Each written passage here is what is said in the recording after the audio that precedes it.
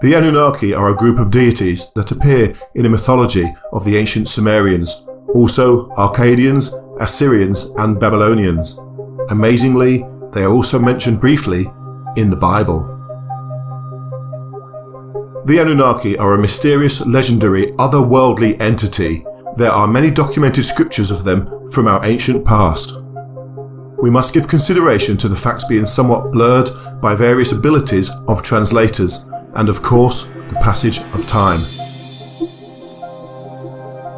The most comprehensive and lengthy depictions can be found in the Sumerian tablets. In old Sumer, there were tablets found, and on these tablets you see beings which in archaeology they called winged gods or winged geniuses. Before we cover the Sumerian knowledge of these ancient gods, we can also consider the similarity of the recorded chapters in the Bible. Here, the race are mentioned in several verses and named as the Nephilim. Genesis 6:4 reads as follows. The Nephilim were in the earth in those days, and also after that, when the sons of God came in unto the daughters of men, and they bore children to them. The same were the mighty men that were of old, the men of renown. And as the Bible says, they saw that the daughters of men were beauty, so they took them to wife. By the way, in sort of the Bible translation, they say, the fallen angels saw that the daughters of men were beauty, and they took them to wife. What is a fallen angel? They who descended. And not only in the Bible, you find this absolutely clear again in the Book of Enoch. Enoch gives even the names of 36 of these extraterrestrial figures, which say, we want to go down there, we want to have sex, we want to do this, even if it's against what the Lord is the commander of the spaceship, says. And they had sex, and the result was some different creatures and giants and all these things. In the Bible, this race of giants are called the Anakim. They are mentioned in the conquest of Canaan by the Israelites. According to the Book of Numbers, Anak was a forefather of the Anakim. The Bible describes them as very tall descendants of the Nephilim, the daughters of men and sons of gods, and also fallen ones who existed before the deluge. The term Anunnaki has been translated in various forms and is the source of much controversy. Renowned author Zecharia Sitchin claims he has translated them as those from heaven came. Many scholars claim their interpretation is those of royal blood or those of princely offspring. One friend and colleague of mine was Lawrence Gardner. He was tracking the whole significance of certain bloodlines going back into Mesopotamia. I was encountering exactly the same information coming in to my investigations of an alien presence on this planet and throughout the solar system. We found that we met at sort of a same point, and that was that in Mesopotamia, that all of the Anunnaki were supposed to be reptilian. And that the reptilian biology had blood that was dominated by copper. And that they literally had blue colored blood. We have red because we have an iron dominant blood. So our discussion from his history and my trying to get into it through aliens that have been dominating the earth was that the blue blood reptilians of Mesopotamia led to a group called the Merovingians. And the Merovingians tie later in the timeline directly to France, Germany, and that area of Europe, because for some reason, that bloodline, the blue bloods, went to Europe. Lawrence Gardner and other people's work coming through royalty, blue blood, tie this connection between the reptilians, Merovingians in Mesopotamia, and they were literally a reptilian blue blood line. When you start looking at these subjects, whether it is on the web or in some books that people qualify as possibly conspiracy books, it is often spoken of a genetic lineage, reptilian and of royal blood. I do think that some royal bloodlines still exist nowadays, that come from the Anunnas, specifically the lineage of Enlil, Ninurta, and On. The Sumerians were said to have learned astrology from the Anunnaki, and this afforded them an in-depth knowledge of our solar system. Ancient carvings in the stone tablets show the various planets, and most incredibly they depicted the 10th planet. This planet actually orbits the Sun every 3,600 Earth years, and in doing so it comes fairly close to our Earth. Travelling on a huge elliptical orbit, this giant crusader loops into outer space, far out into our solar system, to eventually, after 3,600 years, circle back. When you consider our small moon, 1/6 of our planet's size, can affect our tides so easily, imagine what mayhem a huge, giant planet could cause should it manage to pass close to us. On the 30th of December in 1983, the Washington Post had a front-page headline that actually read, "A heavenly body as large as the giant planet Jupiter, and possibly so close to Earth that it would be part of this solar system, has been found in the direction of the constellation Orion by an orbiting telescope aboard the IRAS. So mysterious is the object that astronomers do not know what it is." NASA have also recently conceded that there could very well be a large hidden planet out there, purely due to the gravitational effects they've been observing in our solar system. We do know that recently our modern astronomers have detected a 10th planet, larger than Pluto and nearly 4 times farther from the Sun as Pluto is today. Is this actually Nibiru? When we consider the question, why did they come, we need to revisit the first tablet of Lord Enki. The king lists go back 266,000 years.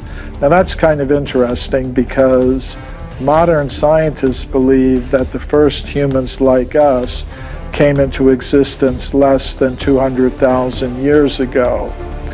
And they believe that the first civilizations, where you would have kings in urban areas and social organization, they believe that all started 6,000 or 7,000 years ago.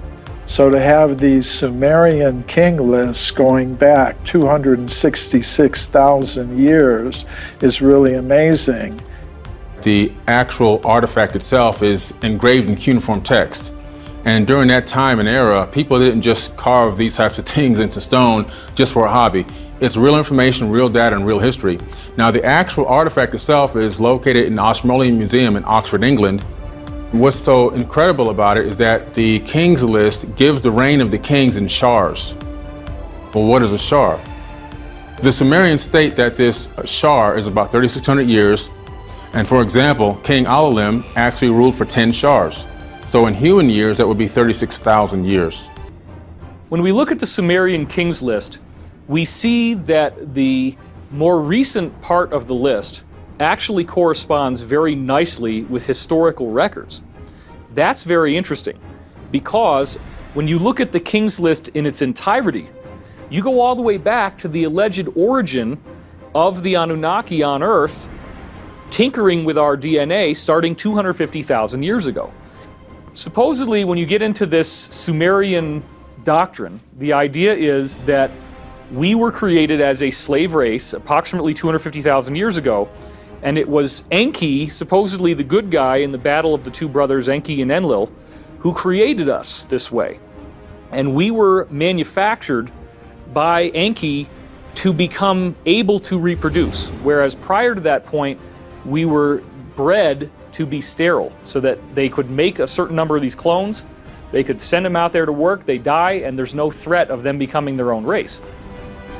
It's not just the Sumerian Kings List, it's also the Egyptian Kings List of Manetho. Writes about the dynasties going back, maybe not as long, but at least 30,000 BC, gods like Thoth and others, deities that were called the 9 particular reigning deities of the Egyptian world. So if these deities have, again, lifespans of thousands of years, then of course to a human, it's going to seem as though they are gods. que les fameux dieux sumériens auraient créé l'Homo sapiens vers 300. You have to know that when the gods arrived on Earth, according to what the tablets state, they reigned over the Earth for thousands of years. Elements of the story are in the Zohar, the Nag Hammadi text as well, which basically tell the same story, and the same version as the Sumerian one to enslave mankind. Human beings must behave, not think too much, and most of all, not see that there is another reality to what is said. In the texts of Eden, there is a curious scene. It describes humans specially created to work in the garden, but at some point, in order to enforce their laws, the gods place the humans in front of them. Behind the gods is their shiny chariot. That is how it is written. And they make them pledge allegiance. It is fascinating. They impose their views upon mankind. They want to scare them. And sadly, through this oath to which humanity commits, humans forbid themselves to ever be free. I personally think that to this day, we are still under the influence of this oath. It is crucial to understand that, in concrete terms, we are still slaves. I think that the gods knew what an oath implied. A vow is something tangible, something actually happens. And I think that this can be passed from one life to another. As a species that was created by DNA manipulation, we've never been free from the manipulation of beings on the outside. And that the sad irony in history is the humans have gotten down on their knees to things standing in front of them that had the name God, and they were never gods. When we look at our modern civilization and we think that we've evolved so much, let's not forget that Sumer is the cradle of civilization, and that so much of what started there is still in place in our modern world.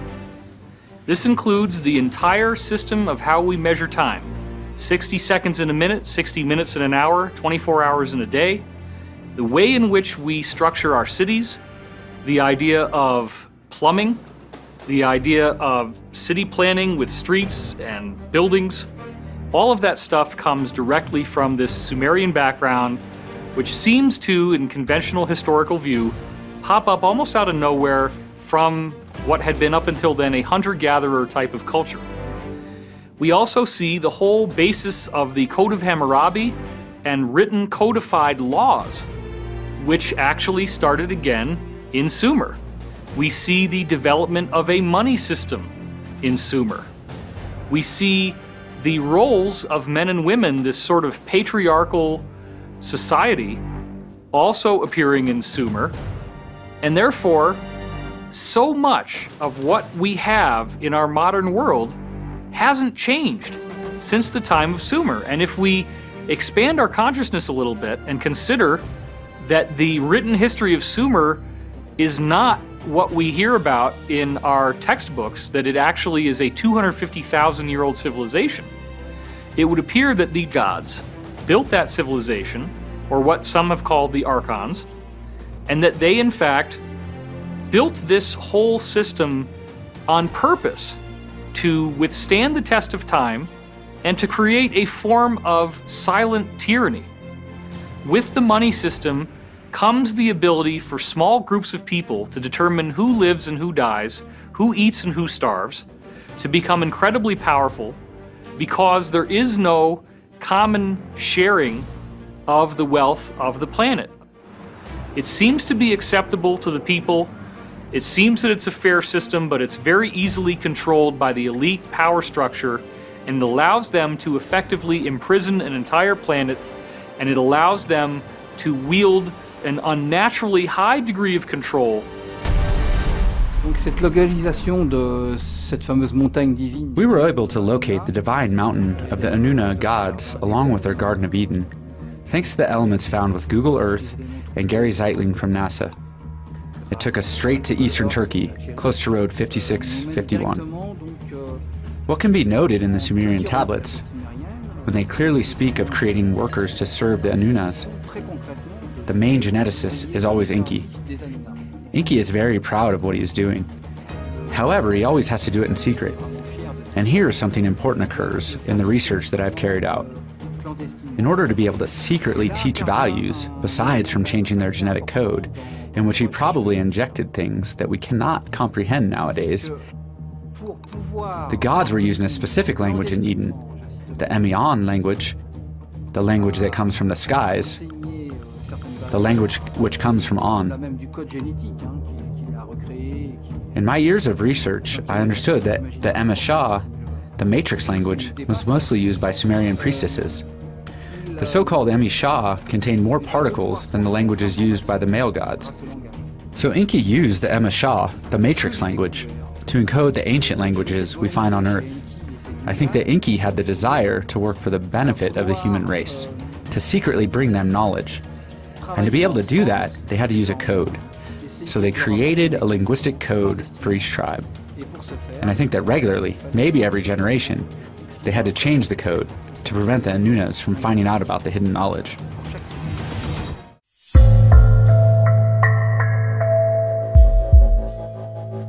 The Anunnaki came to Earth, according to Sitchin's translations, 430,000 years ago, looking for gold. And boy, did they find it.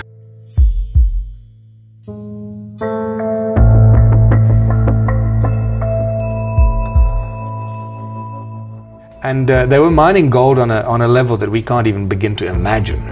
Enki, the Sumerian entity who was put in charge of the gold mining exercise in the southern hemisphere, in the Abzu, found gold, and that's where he established his gold mining empire. And the translations in the Sumerian tablets tell us over and over and over again that the Anunnaki came here looking for gold. They found it in spectacular amounts, but they needed help to get it out of the ground. And they decided to clone a species that could do the work, to go into the ground and extract the ore and get the gold out of the ground. The DNA, genetic material from Homo erectus was taken, and it was blended with the Anunnaki DNA. And there's some amazing references in the Sumerian translations that refer to southern Africa and the Abzu that he refers to, where the gold was found. Right. And that's why they settled there, and he established the gold mining headquarters there, and that's where the species was cloned.